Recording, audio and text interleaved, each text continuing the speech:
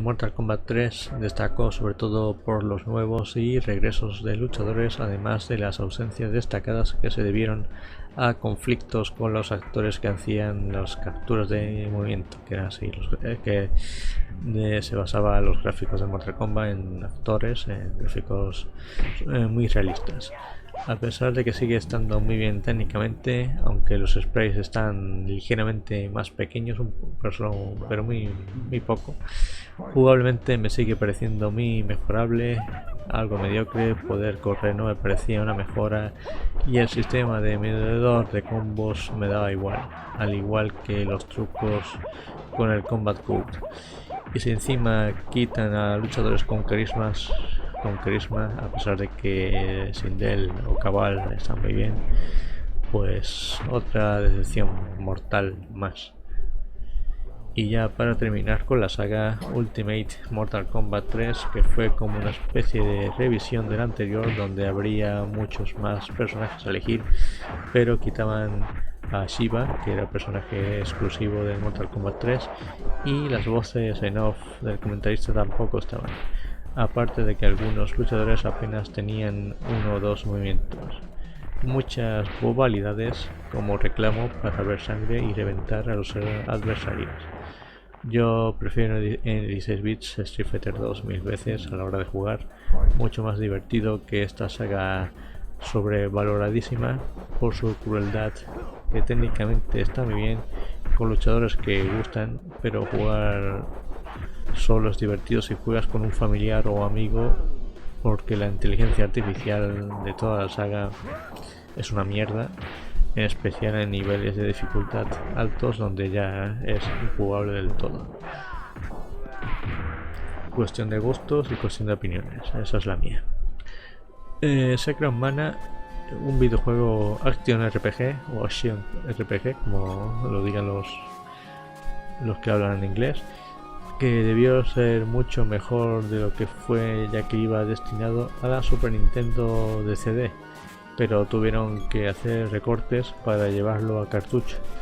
El principio del fin de la amistad de Square con Nintendo, al menos en esa época. Hace unos años tuvo un remake y desaprovecharon la oportunidad para ver cómo sería Secret of Mana sin limitaciones de espacio, ya que es el mismo videojuego en cuanto a desarrollo. Volviendo a la versión de Super Nintendo, pues es un gran videojuego, a pesar de que tenga algún que otro fallo, como que tus compañeros se queden enganchados en algún lugar del mapa, o para aumentar las magias en niveles más altos tienes que lanzar los conjuros una y otra vez. Pero por lo demás muy adictivo, muy original, poder jugar con dos amigos o familiares si quieres. Un milagro que este videojuego llegara a Europa, siendo Square, que ya se sabe que por aquel entonces eran muy pesimistas con las ventas fuera de Japón, sobre todo con Europa, que parecía que le tenían manía.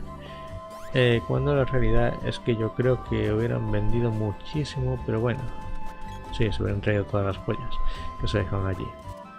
Pero bueno, era otra época y ellos estaban por aquel entonces aún con el trauma del fracaso de ventas de Final Fantasy 1 de Nintendo NES en Occidente, incluyendo Europa, que yo creo que ese es el verdadero motivo porque Square se ponía de esa manera con las ventas, con vender los juegos fuera de Japón. En resumen, Secret of Mana, un videojuego de garantías, jugables, grandes gráficos, personajes molones, los que manejas, un poco infantiles, pero gustan, y una banda sonora excepcional, que se te queda en la mente. Street Fighter 2. Palabras, aquí viene uno bueno de verdad.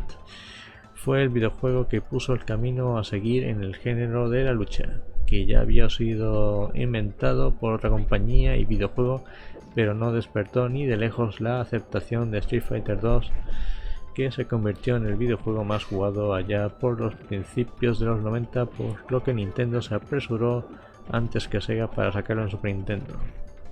Ya Capcom ya había aprendido de la cagada del 1, del Street Fighter original, que era bastante irregular, pero ya este Street Fighter 2 sí que estaba bastante bien.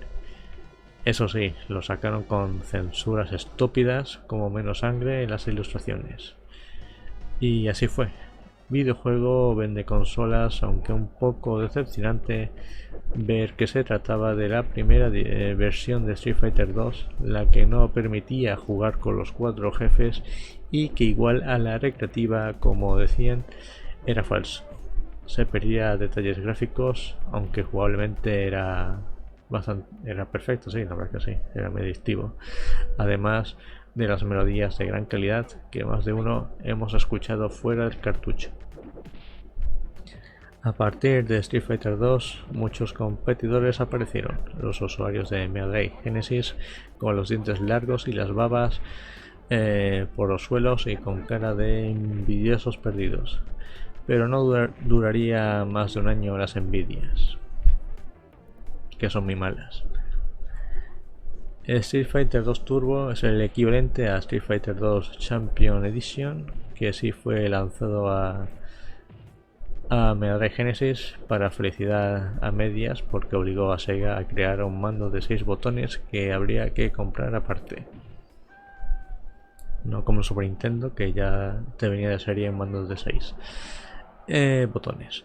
El primer retoque al videojuego que el año siguiente recibiría otro que ya hablaré de él cuando toque.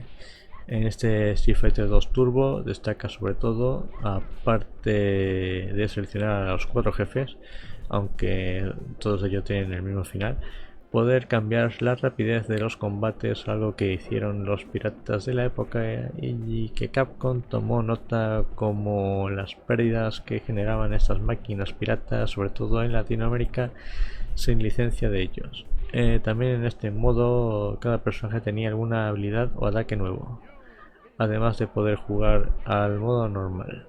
Sonoramente pierde algunos detalles, como el grito de Blanca cuando pierde, o incluye la voz de Galler de Vega al ganar un combate.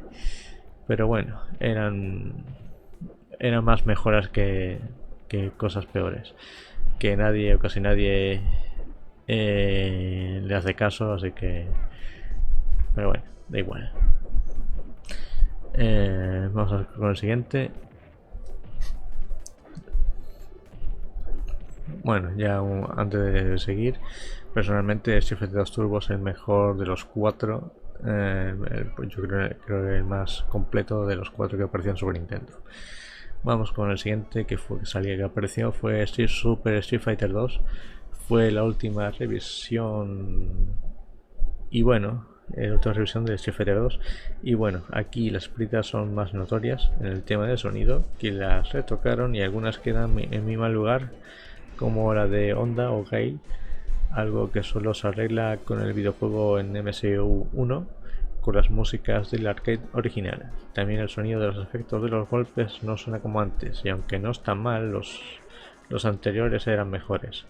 La voz del que dice los países pierde un poco de aceite cuando dice Japan, parece un poco, no sé, que bueno, que le gusta ciertas cosas, que también le gustan las mujeres. Jugablemente apenas hay cambios, es tan bueno como los demás. Además incluyó más modo de juego como torneos o superar registros. Lo que más destaca de este cartucho son los 4 nuevos personajes, que los 4 jefes tienen finales individuales, algo que no poseía la versión Turbo. Y bueno, ya la fiebre por Street Fighter 2 empezaba a flojear a pesar de la calidad que atesoran todos ellos. Así que bueno, está muy bien que 4 personajes nuevos y que vieras los finales de los 4 jefes individualmente, porque en Street Fighter 2 Turbo el final de los 4 jefes era el mismo. Tenía muchos alicientes nuevos, pero algunas cosas que hicieron aquí no debieron retocar. Me refiero sobre todo a las músicas de los personajes que ya salían apareciendo anteriormente. Bueno, siguiente, Street Fighter Alpha 2. Ya terminamos ya con la franquicia Street Fighter, con el Street Fighter Alpha 2, videojuego que apareció por sorpresa en Super Nintendo, ya que era de la generación de los 32 bits. De algún lado tenía que flojear, y eso fue en el sonido, sobre todo la música, que sonaba MIDI o casi MIDI, sonaba como el culo, y además muy flojo. También arreglado afortunadamente por la gente con el MS1, donde se puede jugar con las músicas del arcade original. Afortunadamente, por lo demás, está muy logrado. Tiene una pequeña carga antes de empezar a luchar de más o menos 3 segundos. Es verdad que bueno, hay que esperar un poco, pero no influye negativamente. Es por el chip SDD1, que si no sería imposible que ese videojuego saliera en Super Nintendo. Lo dicho, si lo podéis conseguir con la música en MS1, en emulador o en el cartucho S2 Super NES para jugarlo en el Super Nintendo, mucho mejor. O en un Raspberry de estos, o donde queráis. Pero mejor que el original. Star Fox o Star Wing en Europa, para evitar conflictos de nombres de patentes, fue un videojuego que llevaba implantado el chip FX, que hacía mover polígonos que en su época resultaban muy reales y asombrosos allá por el año 1993, que fue cuando apareció. Este videojuego fue el que estrenó este chip. Videojuego muy bueno, original y exclusivo, de esos videojuegos que generan envidia en la competencia y que todo fan de los videojuegos de manejar aviones, ya sea simulador o shoot'em up, en este caso sobre raíles, tiene que jugar. Tuvo una secuela, pero se quedó en fase beta y no fue liberada de manera oficial hasta la llegada de la Super Nintendo Mini en el 2017, pero ya este juego se puede jugar a la beta a finales de los 90 o al principio de 2000. Recuerdo que cuando iba a casa de uno que con el tiempo se volvió gilipollas, pues descubrí que ya se podía jugar a aquella beta, pero hay que jugar mejor a este juego que a la versión que apareció en la Super Nintendo Mini hace unos pocos años. Stone Race o Wheel Tracks, creo que se llama así en Japón, es otro videojuego con el chip FX, pero al que considero en este caso sobrevalorado, ya que jugablemente la sensación de velocidad no está muy conseguida. La pantalla puede haber sido más amplia, está reducida. El modo historia es solo para un jugador, tiene un modo de 2 jugadores, pero es un modo de juego aparte, nada más. No es mal videojuego, pero he jugado a propuestas de conducción mejores y más divertidos que Stone Race, que tanto la prensa como Nintendo España, con esa publicidad de Carlos Sainz, nos la intentaron colar, los lanzaron a muerte como el mejor videojuego de carreras de todos los tiempos, y resulta que manejábamos 4 o 5 bolitos con ojos y un camión también, con un aspecto muy infantiloide. Que no digo que sea malo, pero si quieres ser el mejor con ese diseño, la verdad que no mucho, por no decir nada. Super Castlevania 4 o Aku Majo Drácula en Japón.